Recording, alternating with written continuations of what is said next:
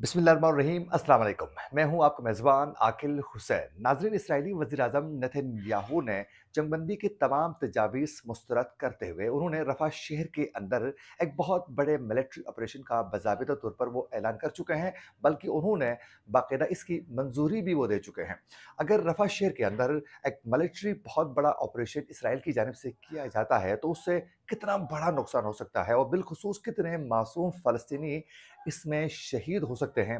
तफ़सीलात जानकर आप हैरान और परेशान हो जाएँगे और ये अचानक ये ऑपरेशन का फ़ैसला नेतन्याहू की जानिब से क्यों किया गया है। उसके साथ-साथ आज यमन के हौसियों की जानिब से भी बाकायदा इसराइल के खिलाफ एक बहुत बड़ा वो ऐलान कर चुके हैं। इससे वो तबाही मचा सकते हैं इसराइल की और ये बहुत बड़ा ऐलान है जो यमन के हौसियों की जानिब से किया गया है। ये भी आप लोगों को बताएँगे। वहीं दूसरी जानिब एक जानिब पे यहाँ नेतन्याहू जो है वो तबाही मचाने के लिए मिलिट्री ऑपरेशंस का वो ऐलान कर रहे हैं। वहीं दूसरी जानिब इस वक़्त हमास की जानिब से जो है फ़लस्तीनी सदर महमूद अब्बास को सख्त तनकीद का निशाना बनाया जा रहा है और वार्न किया है हमास ने आज बाकायदा फ़लस्तीनी सदर को क्या वजह है, ये भी आप लोगों को बताएँगे। वहीं साथ-साथ इस वक़्त रूस के अंदर जो है सदारती इंतखाबात जो हैं उसका सिलसिला शुरू हो चुका है और उसकी भी अपडेट आपके सामने रखेंगे कि कैसे इस वक़्त पुतिन की जीत यकीनी बनती जा रही है। आप तफ़सीलात जानकर हैरान हो जाएँगे। ये भी आप लोगों को बताएँगे। आज के प्रोग्राम में अगर आप लोगों ने अभी तक हमारे चैनल को सब्सक्राइब नहीं किया है तो हमारे चैनल को ज़रूर सब्सक्राइब करें और बेल आइकन क्लिक करना ना भूलिए, ताकि इस तरह की अपडेट्स जो हम आप तक पहुंचाना चाहते हैं वो बर वक्त आप तक पहुंच सकें। अगर आप लोग हमारे वीडियो को लाइक या फिर शेयर कर लेते हैं तो उससे यकीनन हमारी हौसला अफजाई होगी और हम मज़ीद रिसर्च करके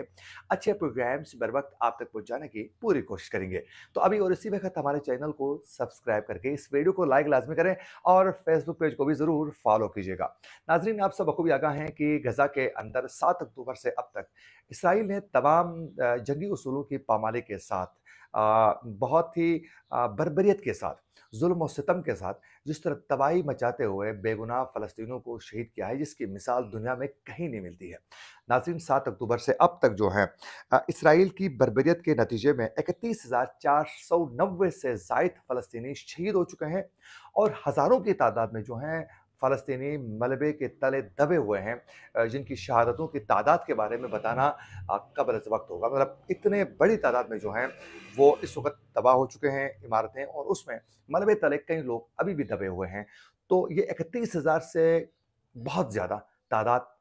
फ़लस्तीनी अभी शहीद हो चुके हैं और वहीं साथ-साथ 73,000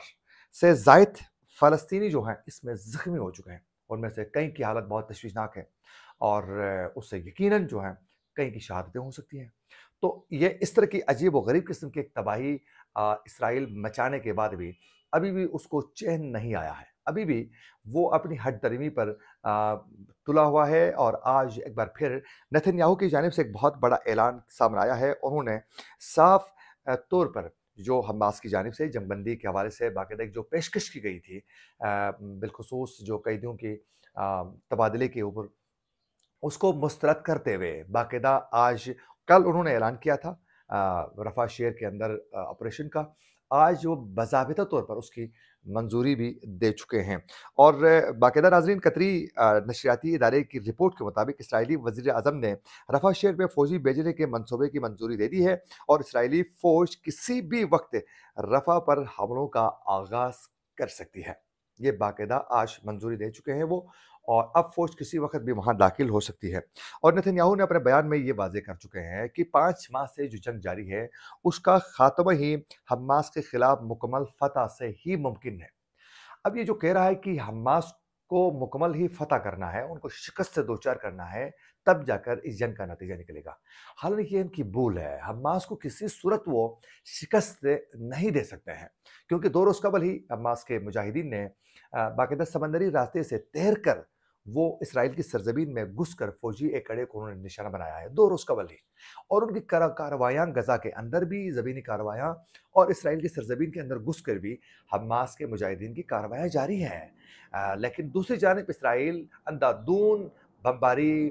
फायरिंग, ज़ुल्म और सितम से अपनी बर्बरियत दिखाकर मासूम लोगों को शहीद कर रहा है, लेकिन ग्राउंड में वो हमास के मुजाहिदीन को इस वक़्त शिकस्त देने में कामयाब नज़र नहीं आया है। रिपोर्ट के मुताबिक नाज़रीन ज़मीनी ऑपरेशन के दौरान तकरीबन 15 लाख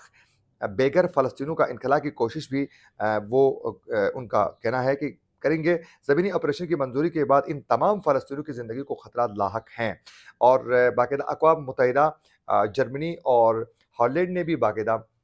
इस वक़्त इसराइल को रफ़ा हमले के खिलाफ बाकायदा खबरदार किया है कि आप ये ऑपरेशन ना करें, इससे बहुत बड़ा नुकसान हो सकता है। और इसमें अमेरिका ने भी बड़ा मोहतात रवैया इख्तियार कर लिया है, लेकिन मुनाफ़िकत है दूसरी जानिब इसराइल को जंगी साज़ो-सामान और फिर उनकी इमदाद के सिलसिले में इस वक़्त भी अमेरिका की जानिब से बाकायदा इमदाद जारी है। बहुत से सेनेटर्स की जानिब से बाकायदा अमेरिका के अंदर भी ये दावा ये डिमांड किया गया था वो कि फ़ौरी तौर पर जो बाइडेन इस पर धमकी दे दें और वार्न करें इस्राएली वज़ीर-ए-आज़म को कि वो गज़ा के अंदर मासूम लोगों को निशाना बनाना छोड़ दें, वरना आपको इमदाद रोकी जा सकती है। ये बाकायदा सेनेटर्स ने बाकायदा जो बाइडेन को ख़त लिखा था, 8 सेनेटर्स ने 2 रोज़ कबल कि आप फ़ौरी तौर पर इस्राएली वज़ीर-ए-आज़म नेतन्याहू से डिमांड करें, लेकिन ऐसा हुआ नहीं। तो ख़ैर आज बाकायदा ये एक बहुत बड़े मिलिट्री ऑपरेशन की बाकायदा उन्होंने मंजूरी दे दी है और दूसरी जानिब अमेरिका की जानिब से बाकायदा ये बताया जा रहा है और कि इस वक़्त अमेरिकी वज़ीर ख़ारिजा ब्लिंकन की जानिब से कहा जा रहा है कि मिस्र, इसराइल और कतर के साथ एक माहिदा जो है कैदियों के तबादले के हवाले से हमने जारी रखा हुआ है, वो जो आने वाले दिनों में उसमें पेशरफ़्त हो सकती है, लेकिन मुमकिनात में से नहीं है ये। अच्छा, यहाँ एक जानिब ये तमाम सिलसिला जारी है और दूसरी जानिब जो है इस वक़्त बाकायदा जो हमास की जानिब से फ़लस्तीनी सदर महमूद अब्बास को सख्त तनकीद का निशाना बनाते हुए कहा गया है कि उनकी जानिब से यकतरफ़ा तौर पर मुशीर और कारोबारी शख्सियत को वज़ीर आज़म मुक़र्रर करना, उसकी तक़र्री करना एतमाद में लिए बगैर एक अफ़सोसनाक है और इसको हम मुस्तरद करते हैं। क्योंकि 2 रोज़ कबल ही महमूद अब्बास ने सदर ने बाकायदा एक कारोबारी शख्सियत को बाकायदा उन्होंने सदर के वज़ीर-ए-आज़म के लिए वो बाकायदा तैनात कर चुके थे, जो पहले महमूद अब्बास के दरीना और इक़्तिसादी मुशीर भी रहे हैं और वो अमेरिका से तालीम याफ़्ता और माहिर माशियात थे। तो उनको बाकायदा वज़ीर-ए-आज़म उन्होंने तक़र्री के लिए बाकायदा मंजूरी देकर वो इस वक़्त वज़ीर-ए-आज़म वो बन चुके हैं। तो उस पर हमास की जानिब से कहा गया है कि एक जानिब इसराइल की जानिब से मुसलसल बमबारी और तबाही मचाई जा रही है, दूसरी जानिब इस वक़्त हमास को एतमाद में लिए बगैर इस तरह के फ़ैसले अफ़सोसनाक है, उससे अंदरूनी तौर पर नुकसान पहुँच सकता है और काज़ को बहुत बड़ा नुकसान पहुँचाने की साज़िश रचाई जा सकती है। तो उन्होंने खबरदार करते हुए बड़ी तनकीद का उन्होंने निशाना बनाया है और ये जो वज़ीर-ए-आज़म बाकायदा इस वक़्त जो बनाया गया है, इनका काम जो है महमूद खान की जानिब से जो लगाया जा चुका है, ये बाकायदा हमास भी इस वक़्त मौजूद है, लेकिन गज़ा के अंदर जो तबाही मचाई जा चुकी है, उस पर ये मोहम्मद मुस्तफ़ा इनका नाम है। ये गज़ा के अंदर जो हैं लोगों को वहाँ जो इश्यूज़ का सामना है, जो काम है, रिलीफ़ के कामों में, इंफ्रास्ट्रक्चर में की बहाली में और दीगर जो मामलात हैं, उस पर जितने भी काम वहाँ हो रहे हैं, उसकी बाकायदा ये रहनुमाई फ़रमाएँगे। अच्छा, एक जानिब ये तमाम मामला चल रहे हैं, दूसरी जानिब आज हौसी जो यमन के हौसी हैं, उनकी जानिब से बाकायदा ये खबरदार किया गया है और ऐलान किया गया है कि इसराइल की तरफ जाने वाले बहरी जहाज़ों को समंदरी रास्तों से गुज़रने से रोकने का वो ऐलान करते हैं। बाकायदा एक बार फिर दोबारा वो निशाना बनाने के हवाले से बाकायदा ऐलान कर चुके हैं। इस हवाले से बाकायदा मिलिट्री अमेरिकी सेंट्रल कमांड का कहना है कि हौसियों ने यमन से 2 एंटी शिप मिसाइल जो हैं उन्होंने ख़लीज उदुन और 2 मिसाइल बेरा हैमर की तरफ फायर किए हैं। सेंट्रल कमांड के मुताबिक हौसियों की जानिब से फायर किए जाने वाले मिसाइलों से इत्तेहाद का कोई जानी और माली नुकसान नहीं हुआ है और ये आज यमन के हौसियों की जानिब से ऐलान किया जा चुका है। आज सदर जो बाइडेन की जानिब से भी आज एक बार फिर दोबारा रूसी सदर के ऊपर तौहीन आमेज़ किस्म के उन्होंने अल्फ़ाज़ इस्तेमाल किए थे और उस पर ठग का लफ्ज़ इस्तेमाल उन्होंने किया था। उस पर इससे पहले भी जो बाइडेन ने मुख्तलिफ़ किस्म के अल्फ़ाज़ वो जो बाइडेन के हवाले से जो बाइडेन ने बाकायदा पुतिन के ख़िलाफ़ जो है वो इस्तेमाल कर चुके हैं, जिसमें उनके लिए सख्त से सख्त अल्फ़ाज़ उन्होंने इस्तेमाल किए हैं, कातिल करार दे दिया, उनको